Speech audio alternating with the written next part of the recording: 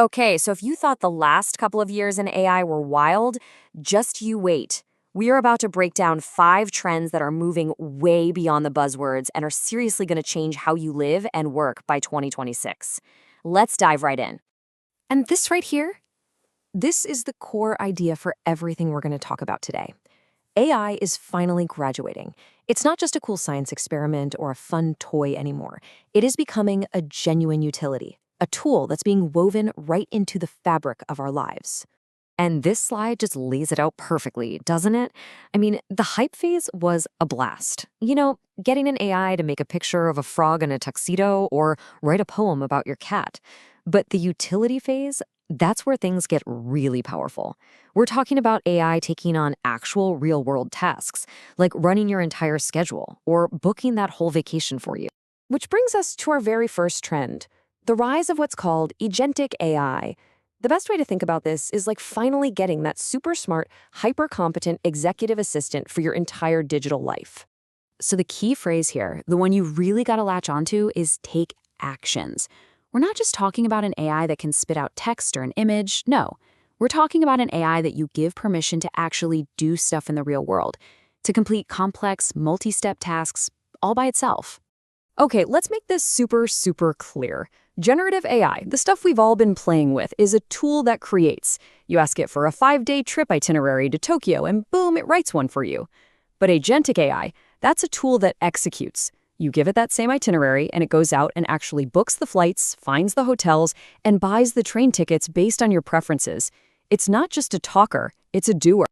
So the crucial takeaway for this first trend is this massive mental shift we all need to make. We are moving from just chatting with our computers to get information to actually delegating real, meaningful responsibilities to them. But, if we're delegating more, that brings up a huge question. What about our personal data, right? If an AI is booking your flights, it needs your passport number, your credit card, and this tees up our second trend perfectly. The new battleground for your data and how privacy is becoming a premium product. For years, the deal was pretty simple.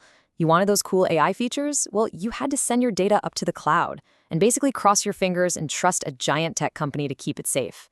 But now, because our chips are getting so much faster, we have a new choice: on-device AI. All the heavy lifting, all the processing happens right there on your phone or your laptop. Your personal info never leaves your sight. And what does that lead to? This. Privacy is no longer just some setting buried in a menu. It's becoming a high-end, desirable feature, a product in and of itself. It's something people are going to actively look for and, pay a premium to have. So you can see the market is basically splitting in two. You're going to face a very clear choice. Use the quote-unquote free tools that are actually paid for with your personal data, or invest in premium tools that guarantee your privacy is locked down. This creates a really fascinating and maybe a little scary privacy gap. It's a choice every single one of us is going to have to make.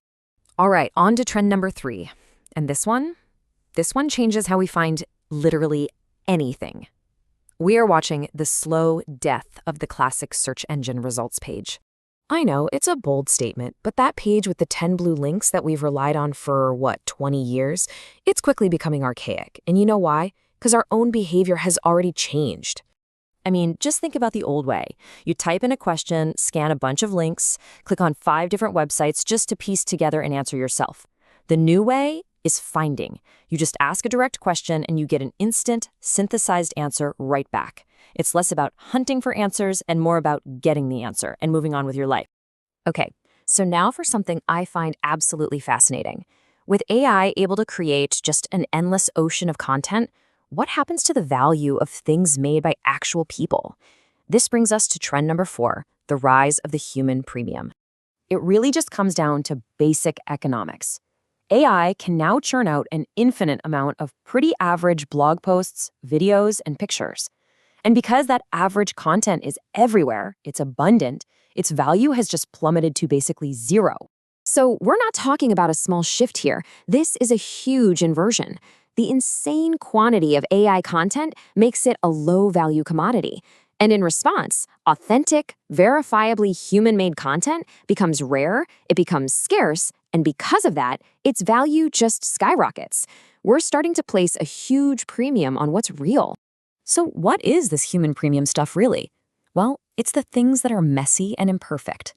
It's live streams where anything can happen. It's going to an in-person event. It's raw, unpolished opinions that haven't been sanitized by a machine. Basically, it's stuff that has a human heartbeat. And that's becoming the most valuable commodity of all. And our fifth and final trend. Well, this is the one that kind of ties everything else together.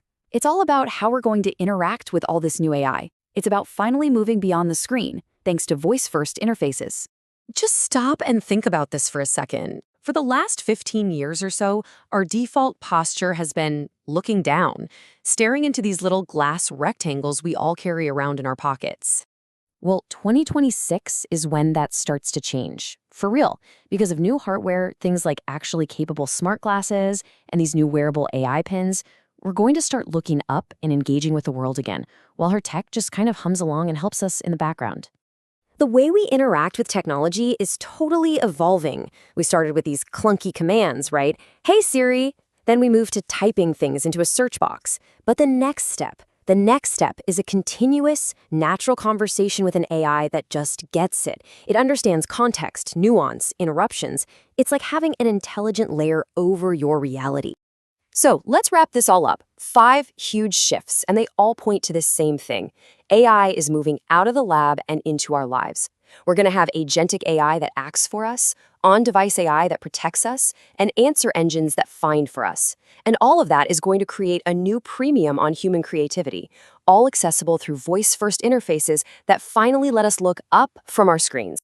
Whew, it is a lot to think about, isn't it? And it's all happening way faster than we think. So the really big question for you is, as we step into this new utility phase of AI, which one of these shifts are you most excited about? And which one keeps you up at night? Something to really think about.